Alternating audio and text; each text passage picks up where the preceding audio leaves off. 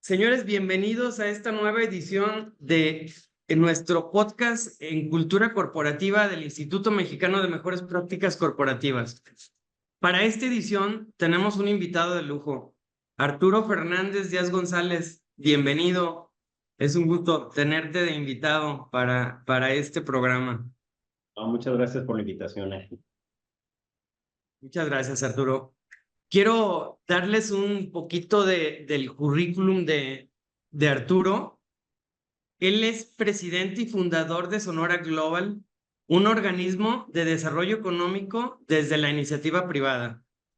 Además, consejero patrimonial de Grupo Gemso y Grupo Helios, enfocados al sector automotriz, harinero, invernaderos, inmobiliario, financiero, agrícola y franquicias. Es vicepresidente de la Comisión de Competitividad de Coparmex Nacional y coordinador de la Mesa de Competitividad de Hermosillo. ¿Cómo vamos? Adicionalmente, consejero del Instituto Mexicano de Mejores Prácticas Corporativas y presidente del Comité de Certificación del mismo instituto. Egresado de la Universidad de Arizona con 3 licenciaturas, una en Mercadotecnia, Administración Financiera y Economía. Asimismo, egresado del programa de Alta Dirección de Empresas AD2 del IPADE y consejero certificado por el Instituto Mexicano de Mejores Prácticas Corporativas. Bienvenido, Arturo. Un gusto tenerte con nosotros. Un gusto estar aquí con ustedes. Muchas gracias por la invitación. Al contrario, bueno, pues vamos a aprovechar tu aceptación a esta charla para abordar tu experiencia, Arturo, desde 2 ópticas. La profesional que has ido cultivando a través del involucramiento con el desarrollo empresarial, no solo de Sonora, en el que está muy focalizado con la creación de esta asociación Sonora Global, que ha tenido un impacto muy interesante y sobre todo con sus vínculos con Arizona. Entonces, pues bueno, vamos a abordar esta experiencia que has tenido en este contexto profesional y por otro lado, también abordaremos tu experiencia en el desarrollo de los negocios familiares, ¿no? Vamos a iniciar con la profesional. Me gustaría que nos platiques un poquito en esta calidad de empresario y representante de la Asociación de Empresariales de gran impacto a nivel nacional como Coparmex y como la fundación, la propia fundación de Sonora Global, para que nos des sensibilidad de cómo has visto el compromiso de las empresas o de los empresarios en su proceso de institucionalización. Platícanos un poco qué ves como temas sensibles en todo lo que implica la institucionalización, partiendo de la base que la institucionalización es un compromiso de los empresarios para pasar de la informalidad a uno altamente profesional, ¿no? Y que lo haga trascender. Entonces, adelante, Arturo, vamos a ver qué nos platicas. Claro, mira, lo que sí hemos estado viendo una mayor preocupación y cada vez antes veíamos que esta era una preocupación de las grandes empresas y cada vez vemos que esta preocupación ha ido migrando a empresas de menor tamaño. La pregunta frecuente y que de seguro a ti te han hecho muchas veces es ¿en qué momento se debe de implementar estos organismos y esos mecanismos de gobierno corporativo y la formalización? Yo siempre hago la analogía con los deportes. Cuando observamos a un jugador de tenis, a un jugador de golf o a cualquier jugador de algún deporte, vemos que los principiantes, vemos una amplia gama de estilos y cada quien juega de una manera distinta. Toma la raqueta de una manera y el otro la toma de otra manera.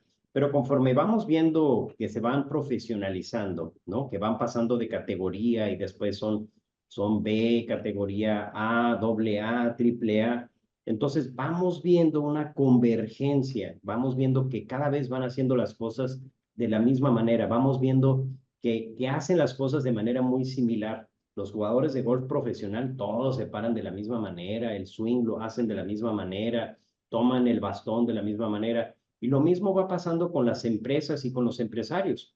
Conforme se van profesionalizando, conforme van creciendo, se van institucionalizando y van migrando, van adoptando mejores prácticas corporativas, van implementando un consejo de administración, lo van profesionalizando, institucionalizando, manuales operativos, código de ética y una serie de prácticas que nos van acercando a esa institucionalización. Ya cuando vemos las más grandes empresas, vemos que todas tienen gobierno corporativo y tienen los comités y tienen todo esto, ¿no?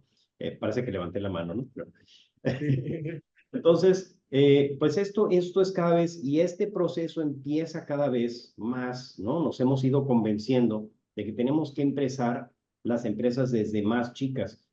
Fuimos hace unos años, fuimos a Silicon Valley y nos tocó platicar con varios fondos de capital y parte de lo que buscamos es cuál es la cultura empresarial en Silicon Valley, ¿no? La cultura del emprendimiento, de la innovación y de todas estas startups, ¿no? Que es un dinamismo impresionante, ¿no? Entonces, allá lo que vemos son los fondos de capital son como estos gobiernos corporativos, como estas cabezas, pero sin cuerpo. Es decir, es como un gobierno corporativo, pero sin proyecto, ¿no? Y entonces buscan estos emprendedores y en cuanto se vinculan los dos, bueno, pues es este emprendedor que automáticamente adopta una serie de prácticas de gobierno corporativo, ¿no? Estos fondos le heredan, le transmiten estas mejores prácticas de una manera prácticamente instantánea, ¿no? Entonces Sí, les aportan conocimiento, capital, relaciones, experiencia, prestigio, ¿no? De una manera instantánea. Si el proyecto no funciona, pues se desprenden y pues buscan otro, ¿no? Ya sí, están buscando proyectos de emprendimiento, ¿no? Pero sí, cada vez vemos más estas mejores prácticas desde las etapas más tempranas, desde el emprendimiento, ¿no? Que se van sí, adaptando. Y esas son las más exitosas, es decir, estas son las que mayores probabilidades de sobrevivir, de éxito tienen, ¿no? totalmente. Yo creo que porque acota, ¿no? La brecha de aprendizaje, porque la experiencia de los consejeros sin duda nos hace experimentar en cabeza ajena, ¿no? Claro. Y eso nos acota. Ujú. Y otro gran aprendizaje que traen estos, y es parte de lo que comentábamos en nuestro grupo, es que es importante perderle el miedo al fracaso, es decir, Ujú. fracasar rápido y volver a empezar con otro proyecto rápido, ¿no? En Silicon Valley la razón que mencionan es 10-1, es decir, hacen 10 apuestas esperando pegarle a una, ¿no? Entonces llegan con este gobierno corporativo y la misma experiencia de los consejeros les dice hasta aquí. Es decir, esto no va a funcionar, esto va a funcionar o no va a funcionar, ¿no? Sí, Y de manera muy, ¿cómo se pudiera decir? Desalmadamente sí, fría, ¿no? De una manera cortan, cosa que nos cuesta mucho trabajo a veces sí, como emprendedores y como empresarios, pues nuestro proyecto es nuestro bebé, es nuestro hijo, pues es nuestro, y dices tú, no puedo aceptar que esto, pues hay que cambiar de proyecto, hay que cambiar de claro. emprendimiento, ¿no? Estos Hay fondos que matarlo. No, no, no. lo hacen Nadie cruel. le dice feo al hijo. Exacto. Sí, Y van, sí, ¿no? Vamos el que sigue, el que sigue. Pero, sí, sí, pero sí. es uno de los grandes y yo creo que es uno de los más difíciles aprendizajes, Ujú. el también saber decir hasta dónde, ¿no? Hasta cuándo, Sí, y no dejar de ver un proyecto o un negocio, pues como eso, ¿no? Como lo que es, como un claro. negocio. Padrísimo. Sin duda, creo que ese es uno de los grandes temas, el que sí nos consta por toda la evolución que ha tenido el propio instituto, que cada vez hay más empresas convencidas con la institucionalización, porque yo creo que la pandemia nos llevó también a esa reflexión de lo vulnerable que es la vida y necesitamos tener claridad en temas, sobre todo de sucesión, que es yo creo que de los temas más desafiantes de un proceso de institucionalización, ¿no? Tener la seguridad de la transmisión o del legado, de la transmisión de las acciones o materializar el legado a las siguientes generaciones.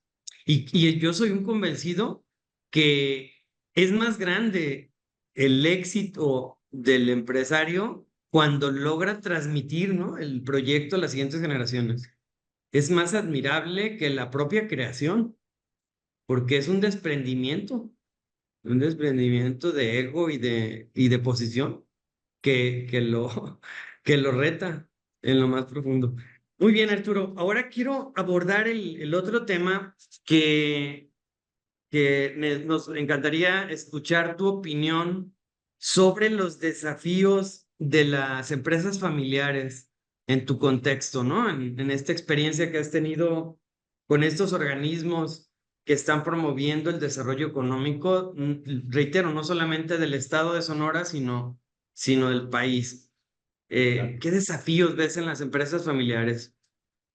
Sí, bueno, yo creo que lo que comentabas ahorita, precisamente el saber soltar, yo creo que ese es, Sí, es el aprendizaje más difícil porque hay un factor emocional involucrado sí, y que pesa muchísimo, ¿no? sí. El haber nacido, el haber crecido con el proyecto, con este sueño, ¿no? Ujú. También ese es uno de los retos y hablamos hace un momento de este dilema, ¿no? De si el consejo debe de ser esta fuente de inspiración, de visión, de sueños, de estos, una colección de soñadores y de visionarios, ¿no? Y el equipo directivo, pues hacer las funciones de acotar precisamente este entusiasmo, de limitarlo, ¿no?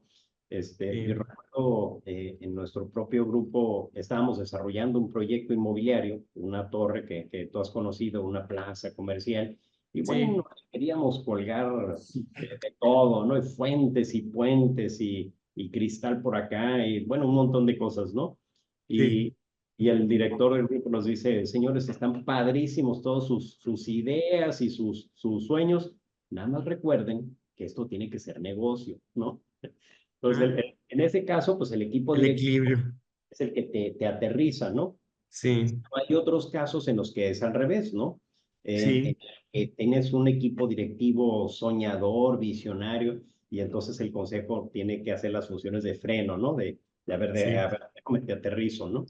Yo creo que debe de ser al revés. Yo creo que el consejo debe de ser esta colección de soñadores, de sí, visionarios, e ir jalando el equipo directivo, irlo inspirando, sí, entusiasmando, contagiando de esa visión y que vaya permeando a todos los niveles de la organización. ¿No? totalmente. Una pregunta que se pueden plantear los accionistas de un grupo es, ¿queremos ser partes, queremos ser accionistas de este grupo o quisiéramos invertir nuestro capital en otro lado, ¿no? Ujú. Y creo que lo que debe de anclar a los accionistas es precisamente ese entusiasmo, esa visión, ese sueño y las ganas de decir, ¿ves eso que está ahí? Eso lo hicimos Ujú. nosotros y yo soy parte de eso, Sí, ¿no? Ese orgullo, ¿no? Que también. Entonces, ¿cuál es uno de los principales retos? Es el aprendizaje, por un lado, a soltar, pero sí, también el otro es el aprendizaje, el perderle miedo al fracaso, el perder miedo a equivocarnos, porque eso nos sí, puede tener enclaustrados. La única manera de nunca cometer un error es no hacer nada, es sí, nunca correr ningún riesgo, ¿no? Si nunca haces nada, nunca te vas a equivocar, ¿no? de Pero acuerdo. es la mayor equivocación de tu vida, ¿no? Entonces, Bien. hay que estar soñando, hay que estarnos atreviendo, hay que estarnos arrojando, ¿no? Y estar inspirando constantemente, ¿no? Y Arturo, yo comparto tu visión, el, sobre todo los consejeros patrimoniales, ¿no? Que traen ese feeling, ese riesgo a flor de piel y ese sentido de negocio y ese, ese sueño constante de creación. Ese no se debería de frenar, ¿no? Menos por un equipo directivo. Lo que sí debemos ser muy responsables, creo, como consejeros patrimoniales, de que nuestro equipo directivo esté o sea, a la altura de esos sueños, para que los cuantifiquen, los moldeen y sí, de alguna manera, les pongan orden y límites para que no nos vayan a desbordar las utilidades. Pero ese es, yo creo que parte de la naturaleza del empresario que no debería perderse por ningún motivo, porque eso nos va a llevar a innovar, a diversificarnos y a seguir generando todo este compromiso social que al final impacta de manera positiva a la sociedad, ¿no? Con la generación de fuentes de empleo. Oye, y si observas tú las marcas más grandes del mundo, ¿no? Sí, Nike, Microsoft, Apple, cualquiera de estas, tú lees la visión, tú lees lo que ellos consideran su misión y su visión, y son del tamaño del mundo, o sea, sí, son enormes. Ellos hablan, en su visión, hablan de cambiar el mundo. A ver, ¿cómo vamos a cambiar sí, el mundo? Lo vamos a cambiar haciendo esto, ¿no? Y vamos a cambiarlo poniendo una computadora en cada hogar del mundo, pero adoptan unas visiones de una magnitud, ¿no? Entonces, una pregunta muy importante para los consejos de administración es, oigan, señores, ¿de qué tamaño es nuestra visión? ¿De qué tamaño son nuestros alcances? ¿Hasta dónde podemos llegar a pensar? ¿Hasta dónde podemos llegar a soñar? Porque de ese tamaño va a ser la aspiración, ¿no? Y sí. la proyección que tenga la empresa. Y esas son las misiones, esas son las visiones que inspiran a todo el personal, ¿no? Porque es muy importante reconocer que es la cabeza. De aquí, el comportamiento de toda la organización a todos los niveles Ujú. parte de la visión que se forja en el consejo de administración, ¿no? Entonces, Sí, decimos, en muchas ocasiones decimos, oye, pero ¿de qué sirve el misión, visión y la planeación estratégica? Bueno, pues sirve precisamente para identificar esa fuente de inspiración, ¿no? Entonces, pues yo creo que es muy importante, ¿no? totalmente. Y para cerrar ese punto, no sé si compartas también esta reflexión, que si como empresarios queremos seguir aferrados a la operación, nos va a impedir esta creación, ¿no? de nuevos proyectos, de incentivar la innovación, porque la operación es muy perversa, nos lleva abajo del agua, ¿no? El día a día es muy absorbente y muy retador y no nos permite ver por dónde vamos a hacer la diversificación del grupo, por dónde vamos a proponer nuevos productos o mejorar los servicios, ¿no? Claro. Entonces, creo que va a ser un tema interesante de reflexión para los empresarios, de incentivar, dar paso a la operación, a los especialistas en operar para que potencien ese sentido creativo. Muy bien. Oye, Arturo, la otra parte, yo te considero en lo personal un embajador del emprendimiento, ¿no? Eres un impulsor del emprendimiento muy de lleno en Sonora, pero por todo lado, sí que por todos lados te paras, incentivas el impulsar el emprendimiento, la creación de nuevos negocios. En ese sentido, ¿qué retos ves en el emprendimiento, en metodologías, en incubadoras, en todos los elementos del ecosistema emprendedor y sobre todo en los incentivos de nuestro gobierno para el impulso de nuevos proyectos? ¿Sí? Fíjate bueno, lo que hemos visto es, yo creo que el principal reto que enfrentan los emprendedores, y te van a decir, no, la disponibilidad de recursos y lo que tú quieras, yo creo que es el conocimiento. El Ujú. gran reto que tiene un emprendedor es que tiene que dominar todos los temas.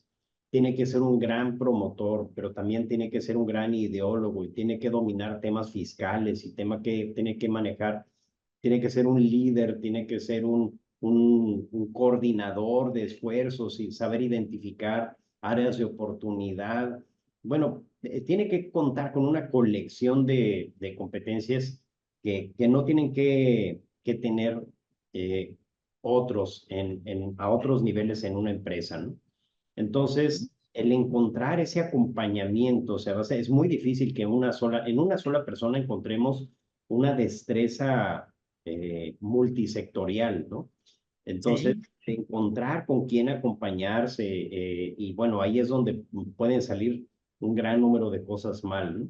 El Ujú. encontrar los socios correctos, el encontrar la asesoría correcta, el Ujú. segmento correcto. Hay gente que tiene Sí.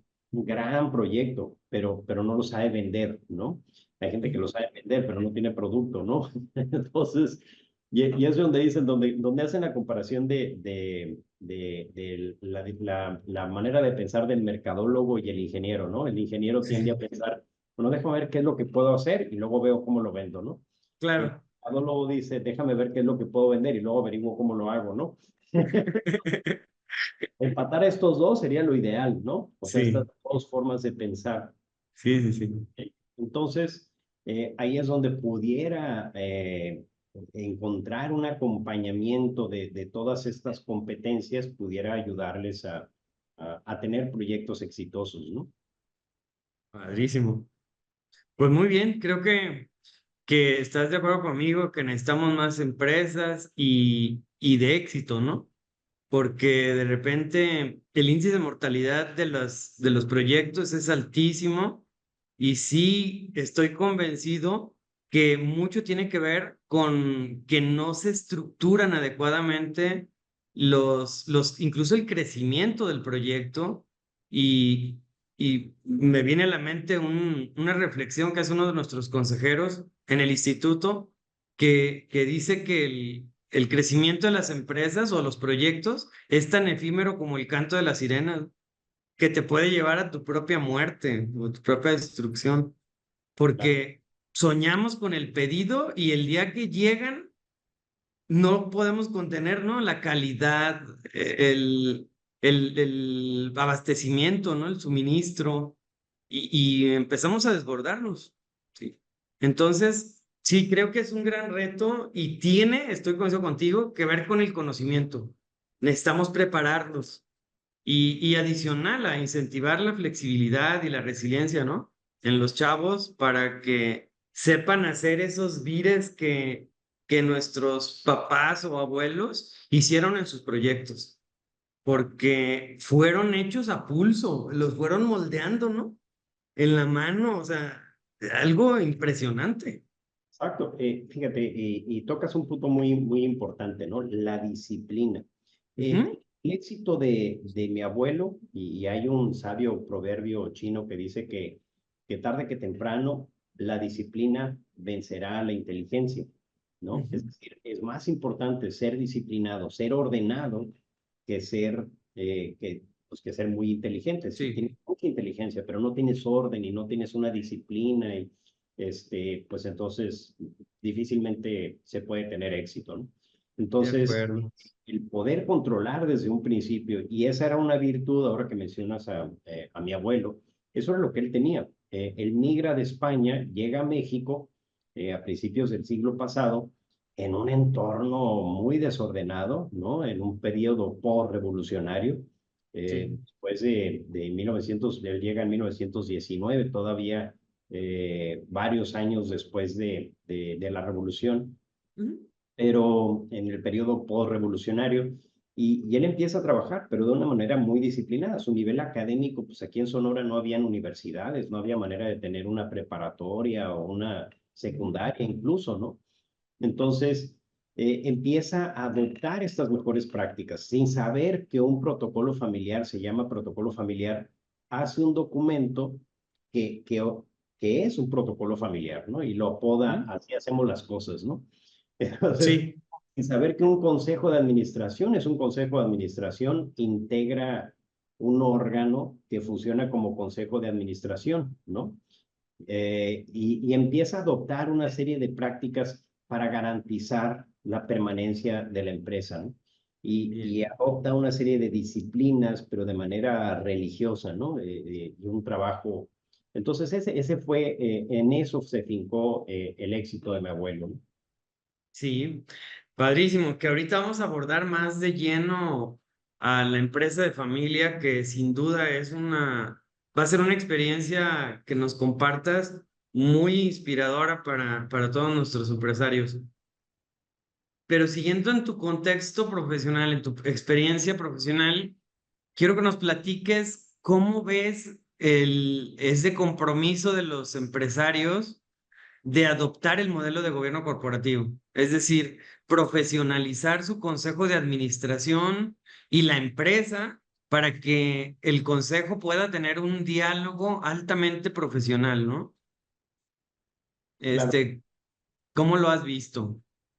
Mira, yo lo que he visto es que el momento en el que los empresarios como que les hace clic, ¿no? La idea de la profesionalización, la institucionalización, el consejo de administración, etcétera, es cuando empieza a involucrarse la siguiente generación, ¿no? Ujú. Ya ven la entrada de la siguiente generación y empieza la preocupación, no sé, ¿y ahora cómo le voy a hacer para mantener el orden, ¿no? ¿Cómo le voy a Sí, hacer? y contener el conflicto, Arturo, ¿sí? ¿Cómo voy a Exacto. contener el conflicto? Sí, Exacto, entonces eso es lo que detona ese compromiso, ¿no? Y ese sí. interés. Y yo creo que todos han ido reconociendo la importancia de tener estos mecanismos para garantizar un mayor control, ¿no? Y como dices tú, evitar que los primos, los hermanos, los tíos se empiecen a pelear, ¿no?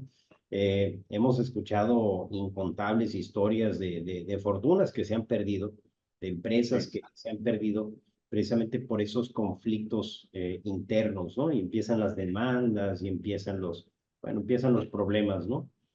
Sí. Entonces, eso lo vio en su momento mi abuelo y dijo, eso no nos puede pasar a nosotros, ¿no? Y fue cuando empezó él a implementar estas medidas. Pero en el caso de mi abuelo, pues le hacían sentido, ¿no? Ujú. Este, no Sí. había un instituto, ¿no? Como no le había tocado un IPADE, no le había tocado nada de eso, ¿no? Entonces, Sí. simplemente le hacía sentido y dice, yo creo que tenemos que organizarnos de una manera distinta y yo creo que la manera es así, así hay que hacer las cosas, ¿no? Padrísimo. Y sí, creo que lo quisiera enfatizar porque creo que estaba comprometido y estaba convencido que era lo mejor. Y creo que ese es uno de los retos que tenemos en los proyectos que inician estos procesos, que hay conciencia de que lo tienen que hacer y inician los procesos, pero no se comprometen con el proceso, ¿no? No quieren soltar. Entonces, es como decir, tengo que, pero no es el momento, o pero todavía aguanto, ¿no? Y estamos en una estira y afloja interesante. Ah, Bien, ahora sí, me gustaría pasar al contexto familiar, Arturo. ujú, Em, en lo personal, el grupo Fernández es uno de los más inspiradores que me ha tocado, con los que me ha tocado interactuar. ujú, Esta corporación cimentada por tu abuelo. Y máxime porque la cultura empresarial en México nos quiere ver juntos, a toda la familia en todo, y no ujú, se permite la diversificación. Estamos amarrados, ¿no? En una empresa o en un grupo. Y ustedes son un claro ejemplo de que partiendo de ese impulso empresarial que dio tu abuelo con el grupo Gemso, se desprenden tres grandes grupos, ¿no? ujú, Tres grandes grupos que hoy en día son muy exitosos y que pues técnicamente no compiten, o si lo hacen está muy acotado y muy delimitado, ¿no? Muy cuidado, pero no nos quiso ver amarrados en todo, a todos en todo. Eso es muy admirable porque es un claro ejemplo que se puede lograr esta explosión, ¿no? De proyectos que partió de uno, ¿no? Todo ujú, sale de esa iniciativa de tu abuelo. Hoy en día, Grupo Gemso ya está en la tercera generación. ujú, Los grupos familiares están en segunda. ujú. Ya hay los individuales, los de cada hijo. Entonces, es un ejemplo palpable que se puede lograr. Y me gustaría que nos platiques un poquito, pues profundices esta visión de tu abuelo y cómo ha construido, ¿no? Este legado, no solamente para la familia Fernández, sino para el Estado. Sí, quisiera que nos platiques. Sí, fíjate que, bueno, nos encontramos en este momento precisamente en un momento en el que estamos revisando, por así decirlo, todas estas bases sobre las que se fundamentó el grupo. Eh, Cómo debemos de ver el crecimiento, la diversificación, si debemos o no de ser más atrevidos, de ser más osados, de ser perderle miedo a estar haciendo más apuestas, ¿no? Hemos ido metiéndonos en diferentes negocios, pero con mucha cautela, ¿no? Con mucho Ujú, cuidado, siendo muy conservadores. Y hemos entrado y salido, ¿no? De varios negocios, pero estamos convencidos de que tenemos que aumentar la agilidad del grupo, tenemos que migrar hacia un modelo más dinámico de toma de decisiones, ¿no?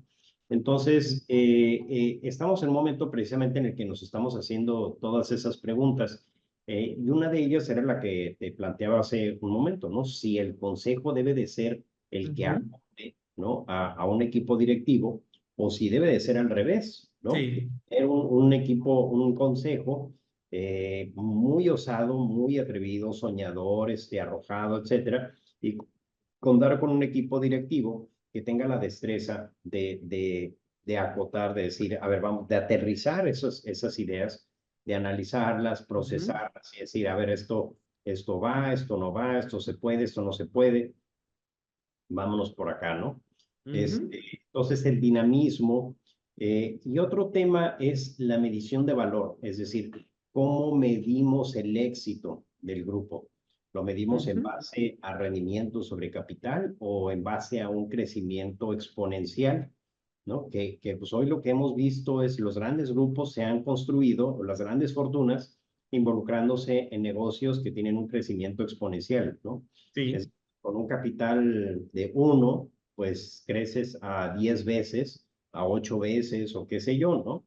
Entonces, los negocios de nuestro grupo han sido tradicionalmente intensivos en capital, ¿no? sí. Y entonces, pues eso se ha ido dando un crecimiento, pero la pregunta es si estamos listos para catapultarnos hacia estos otros negocios, hacia estas otras oportunidades que existen basadas en plataformas tecnológicas o basadas en una mayor innovación, ¿no? Ujú, Entonces, pues eso es parte, ¿no? Y bueno, estamos cuestionando muchos de lo preestablecido y pues arrastramos una larga tradición que pues no, pues que no es fácil, eh, pues no es fácil de retar, ¿no? Y no es fácil de modificar, pero, pero tiene sus virtudes y bueno, pues hay que reconocer que esa tradición y esos valores pues se ujú. forjaron en un periodo pues que era lo que había que hacer, ¿no? Sí. Pero, pero bueno, ya décadas después, decimos, oigan, creemos que la velocidad a la que se mueve el mundo Ujú. y los negocios, la naturaleza de los negocios y el entorno, pues nos obliga a ver con otros ojos y a cuestionar pues una serie de principios y valores sobre los que está fundamentado el grupo, ¿no? De acuerdo. Sin embargo, desde una perspectiva muy imparcial, ¿no? Sí les dejaron la vara demasiado alta, ¿no? Ese abuelo puso la vara muy alta. No. ¿Es? Sí. Sí, eso sí es. Entonces, pues muy bien. ¿Y los Bien. hijos también? Ah, sí, claro. No, sí, sí, sí. La segunda generación. Incluso quisiera abordar una reflexión sobre ese sentido. ¿Traen claro, Arturo, los desafíos que implicó cada generación, o sea, los cambios generacionales de la primera? ¿Cuáles fueron los desafíos que generó el cambio generacional de primera a segunda, de segunda a tercera, que fue muy atípica porque me tocó vivir el proceso, ¿no? De fallecimiento del socios y cosas que de alguna manera aceleran los procesos de sucesión, ¿no? y de transmisión a las siguientes generaciones y en donde puede haber mezclas, ¿no? Ya a nivel accionario de dos generaciones que traen visiones totalmente encontradas, ¿sí? A lo mejor una más impetuosa, como me imagino que es una tercera, más arriesgada, con una más conservadora, que es la segunda, y ese choque es interesante, ¿no? Claro. Entonces, quisiera escucharte, ¿cómo han sido esos desafíos en esas tres generaciones que pues transitaron y está transitando en el grupo? Bueno, la transición de la primera a la segunda generación no me tocó, Ujú. pero se da de manera natural, se van involucrando cada vez más la segunda generación y llega un momento en el que deciden poner sus oficinas afuera de las instalaciones del negocio, ¿no? Es Sí, decir, tenían sus oficinas, pues teníamos un molino de harina y tenían sus oficinas adentro del edificio y pues por supuesto que todo el mundo venía y les preguntaba y les pedían instrucciones y les sí, consultaban todo, ¿no? Dicen, oigan, pues estos jamás se van a, necesitamos que se independicen, pues, ¿no? Que empiecen a actuar de manera independiente, como un negocio aparte. Y sí, entonces rentan un edificio aparte y ahí ponen sus oficinas, ¿no? Y se sí, salen físicamente del edificio para lograr esa separación, ¿no? Yo creo que ese fue un gran paso. sí, Y luego, en los ochentas, se incursiona en una segunda rama de negocios muy importante, que es la automotriz. Entonces, de ser un grupo harinero, yo creo que empieza les digo que ahí empieza una crisis de identidad, ¿no? Porque dicen, bueno, ¿y ahora qué somos, no? Antes éramos harineros, empresarios harineros, y ahora qué somos, ¿no? Ya tenemos dos personalidades, ¿no? Una doble personalidad. Y luego entramos en un tercer negocio y así sucesivamente, ¿no? sí. Entonces ya empieza esa serie dice, bueno, a ver, una pregunta que se planteó en algún momento, lo que es una pregunta filosófica es, ¿somos empresarios? ¿Somos emprendedores? ¿Somos empresarios? ¿Somos inversionistas? ¿Qué somos, no? Ujú. Esa es una pregunta que se ha de plantear mucha gente, ¿no? A ver, yo soy empresario o administro un portafolio de inversiones, ¿no? Y ya me convertí en inversionista. ¿Y en qué momento das ese salto, ¿no? Este, pero bueno, luego viene la tercera generación y es donde ya vamos por un proceso formal de institucionalización, ¿no? De desarrollar un protocolo familiar y de darle más formalidad, ¿no? En cierta forma, se tenía un consejo de administración, pero, pero era completamente informal, ¿no? Es decir, se Sí, estaban pero ya finalmente se le da esa institucionalidad, esa forma ya más en blanco y negro, ¿no? ujú. Bien. Oye, Arturo, y abordando un tema que por naturaleza es sensible en estos cambios generacionales, que es el conflicto, ¿sí? Que todas las familias estamos inmersas en conflicto y estamos sentenciados a tener un conflicto eterno, porque el conflicto se tiene que entender como ese choque, ¿no? De visiones que nos da las necesidades diferentes que tenemos cada uno de los miembros, la conciencia diferentes, las percepciones y todo lo que implica, ¿no? El conflicto. Y cómo han resuelto ese tema, porque creo que de la primera a la segunda, los lazos afectivos pues eran muy sólidos, ¿no? Tres hijos, tres sucesores, mm, con una visión creo que compartida, ¿sí? Del proyecto. Pero ya la tercera está retador porque ya son mundos aparte, ¿no? Claro. ¿Cómo han mediado, cómo han resuelto ese desafío de compartir visión en la tercera generación? Porque ahí es donde podemos hacer la guerra interna, ¿eh? En vez de enfocarnos al mercado. ¿Cómo, Claro. cómo se ha contenido? Fíjate que algo muy importante es que todas las discusiones, Ujú. por álgidas que sean, se mantienen en Sí. un plano profesional, ¿no? Ujú. Es decir, una cosa es que estemos hablando de una visión, es que yo creo que este negocio va a funcionar, yo creo que esto está Sí. bien, esto está mal en el negocio, ¿no? Pero nunca nos dirigimos a la persona, ¿no? Es Bien. decir, hablamos del estado financiero, hablamos del resultado, hablamos del indicador, hablamos de lo que tú quieras, ¿no? Pero nunca se personaliza, nunca se Bien. personaliza. Y también creo que hay un valor entendido, que es que por mucho que discutamos en la sala de juntas, afuera somos tan primos, tan tíos, tan parientes como siempre, ¿no? Ujú. Entonces, dentro de la sala de juntas, todas las discusiones se quedan adentro de la sala de juntas y acá afuera, Sí, bueno, ahora vamos a comer, ¿no? claro. Entonces acá, fuera de la sala de juntas, pues es armonía y la discusión se mantiene ahí adentro, ¿no? Entonces, Perfecto. ahí adentro se queda ese conflicto, pero no es Padrísimo. un conflicto personal, no tiene una carga emocional, se mantiene en ese plano, ¿no? Yo creo que ese ha sido el secreto, ¿no? Padrísimo. No, y yo creo que sí ha sido un factor clave para que no escale el conflicto al contexto familiar.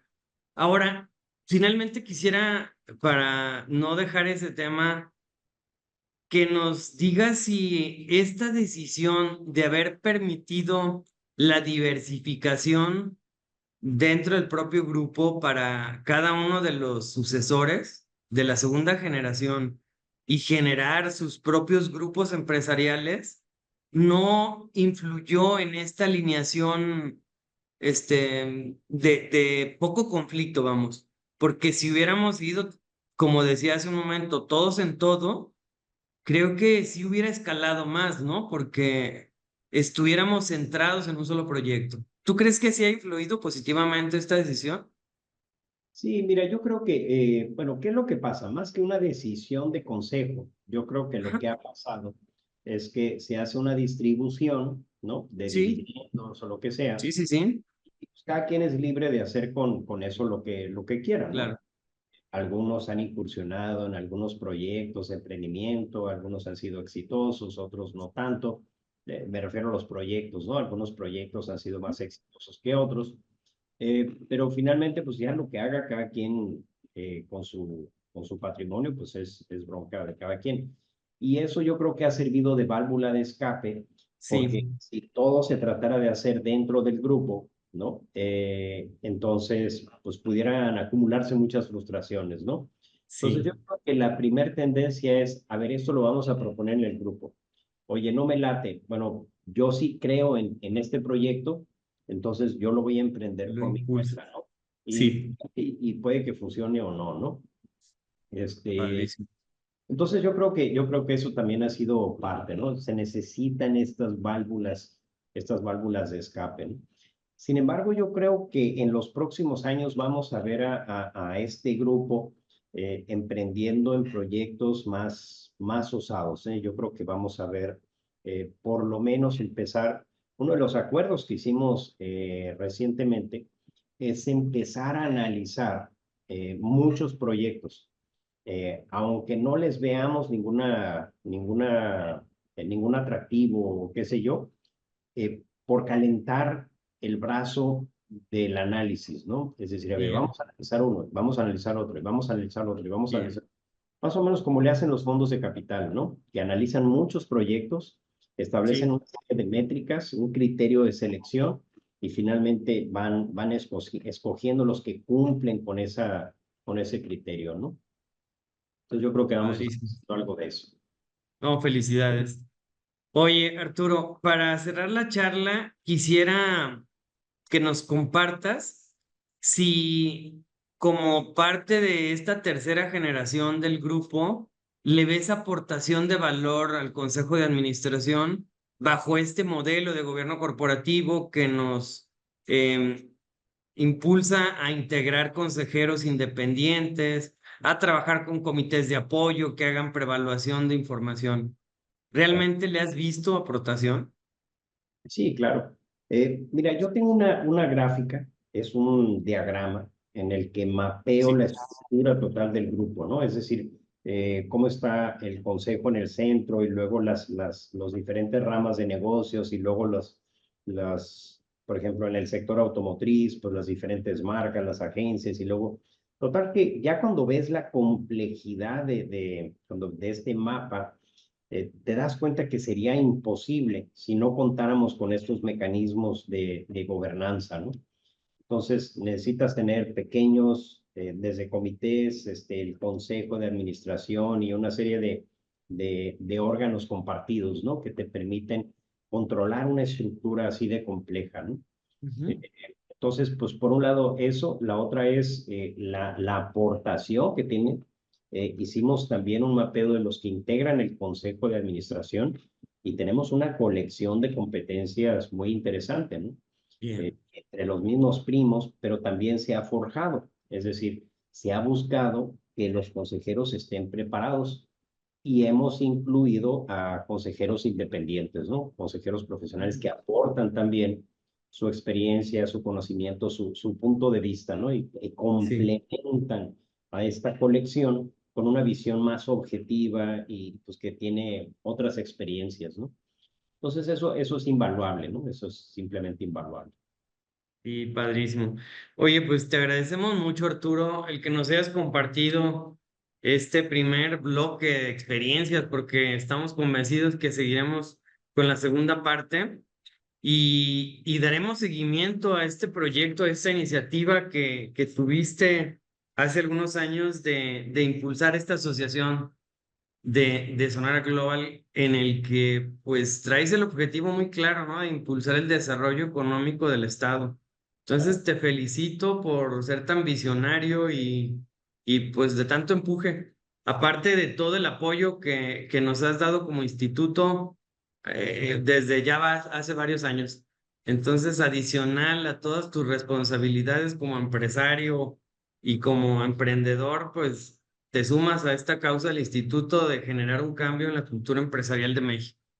Te Claro. agradecemos muchísimo. No, muchísimas gracias a ti. Oye, y fíjate, ya para cerrar, a ver si luego platicamos de la experiencia. Te compartí unas fotografías de una plática que dimos allá en Monterrey.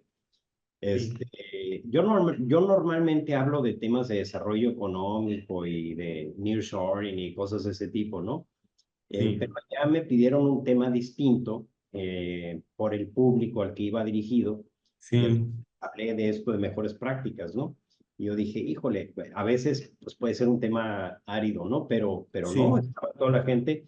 Después me enteré de que ocasionó divorcios y otro tipo de temas, ¿no? De impactos colaterales. Efectos colaterales, ¿no? Pues era un público Sí, muy amplio, ¿no? Y luego pudiéramos platicar de con eso, ¿no? mucho gusto. ¿Por qué? No, no, te agradecemos y también todo este proyecto que traemos del impulso emprendedor ha sido pues muy incluso impulsado por esta necesidad que traes implícita de impulsar el emprendimiento. Entonces, también como instituto nos has orientado a ese segmento que es muy necesario porque estoy convencido que necesitamos más y mejores empresas, ¿no?